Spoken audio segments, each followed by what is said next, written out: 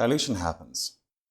If you raise money, if you hire staff, engage in M&A, you're going to get diluted. What does dilution mean? It means your relative ownership stake in your startup is less than it was before, as you've given some ownership to someone else.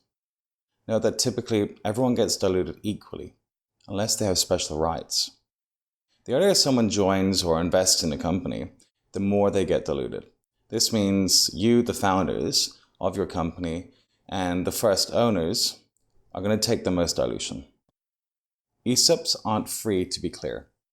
We're going to walk through a step-by-step example now with numbers.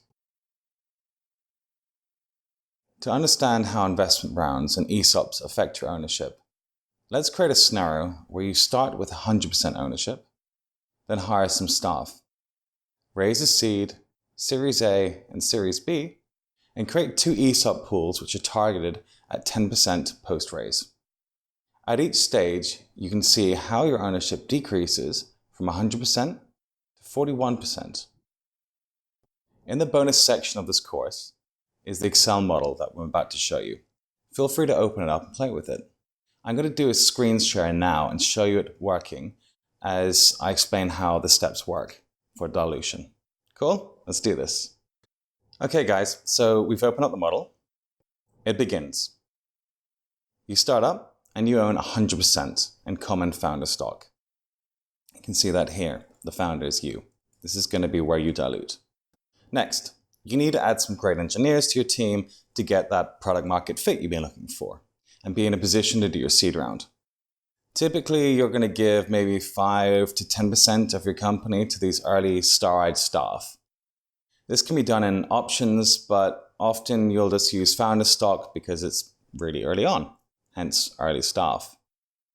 Now, this is going to be the block for your early staff, but the dilution is going to happen. And here you can see where they get their shares and their dilution is going to happen. Okay?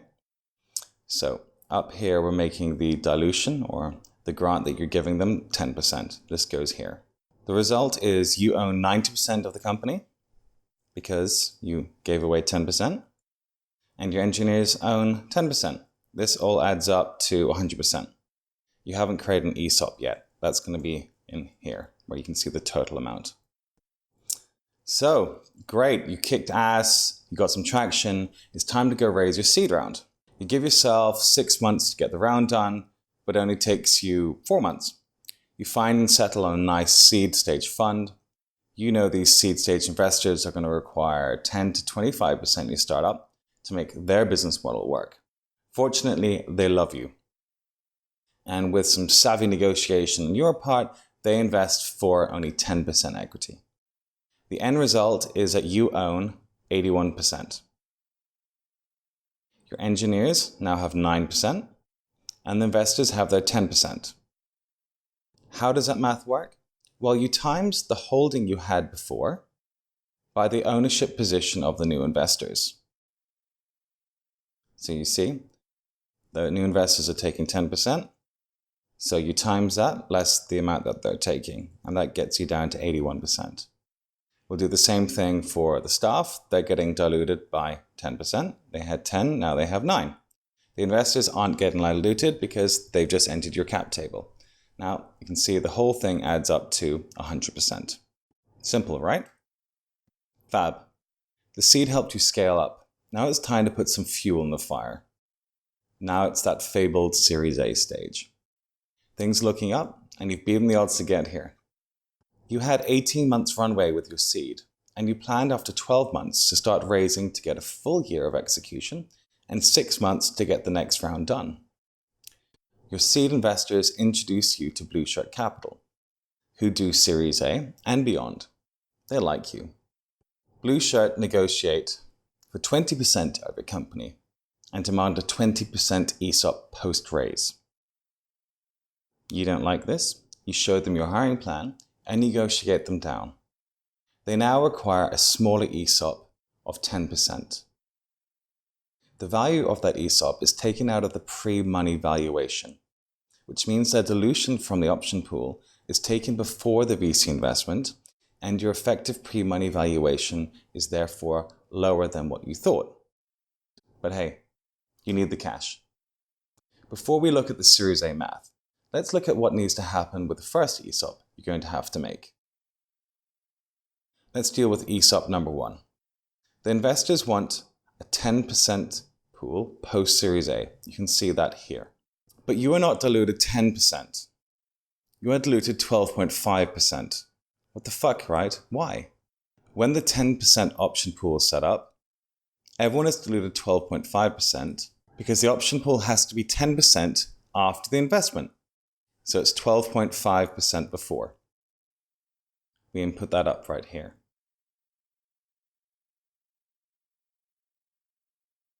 Later in the course, we're going to talk about a sneaky trick called the option pool shuffle, which will explain this more. But for now, how does the math work? The dilution at Series A is 20%, and the ESOP needs to be 10% post. So you divide the 20% by 1 minus the ESOP you need. That rounds up the amount to the amount pre-investment of 12.5%, which you can see gets added here, and then is therefore 10% after the 20% dilution. That 12.5% then diluted proportionally against all the shareholders. That 12.5% then diluted proportionally against all the shareholders, and 12.5% is added to the ESOP line here. Everything now adds up to 100%, and the total ESOP pool you have is 12.5%. Now, so what was the effect of that ESOP? So pre the raise, but post the ESOP, the founders now own 70.9%. That is 81 times 87.5%, which is 1 minus the 12.5%. The engineers now own 7.9%. The seed are also diluted down to 8.8%.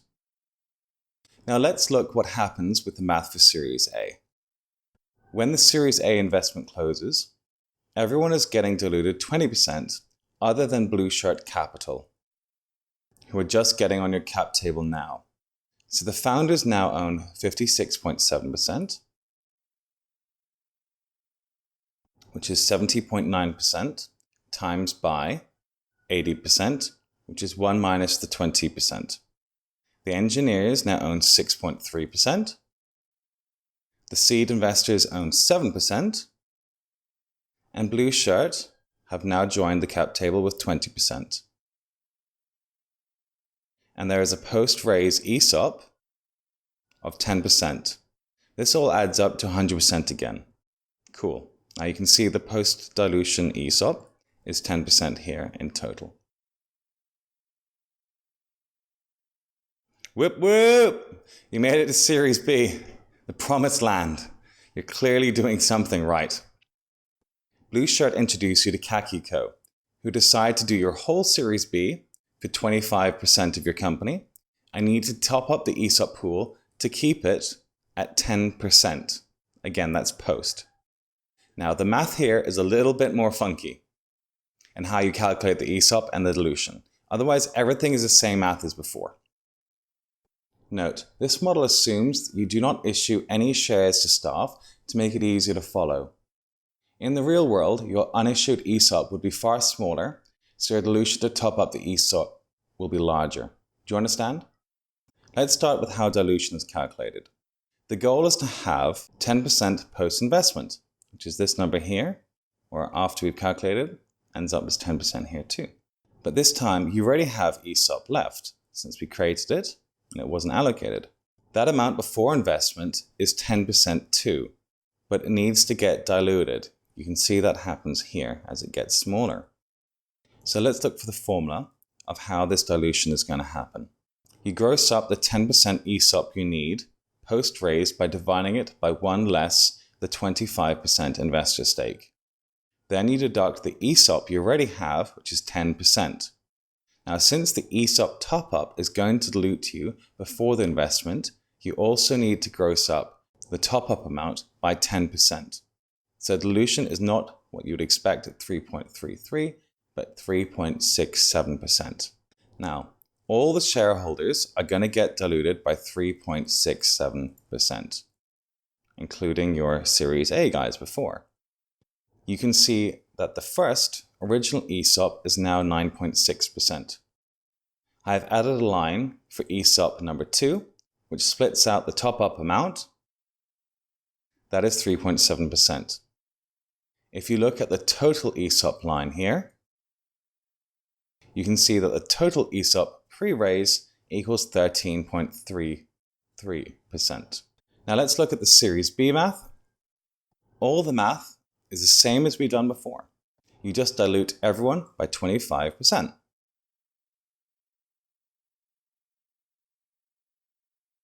And you see they enter the cap table with their 25%. If you look at the ESOP total line, you can see it adds up the 7.2 and 2.8% to get you to your 10%. What is the end result of all the financing and ESOPs? Well, you, the founders, own 41%. Your engineers, who started with 10%, now own 4.6%, but of a more valuable company. Your seed investors are now down to 5.1%. The Series A chaps, who started with 20%, are now holding 14.5%. The Series B chaps have not been diluted, so they own the 25% still. Finally, in total, the ESOP is 10% of your startup on a fully diluted basis. Congrats! You've gotten through the dilution and the ESOP math. The model is available for you in the bonus material. I know it's a lot to take in, but go through the model cell by cell and you can figure it out. The key takeaway for you here has to be the effect of dilution from raising money. It's not free, and secondly, that creating ESOPs pre-funding costs you, your existing investors, but not the new investors. That's why new investors want you to make big ESOP pools, larger than you actually need.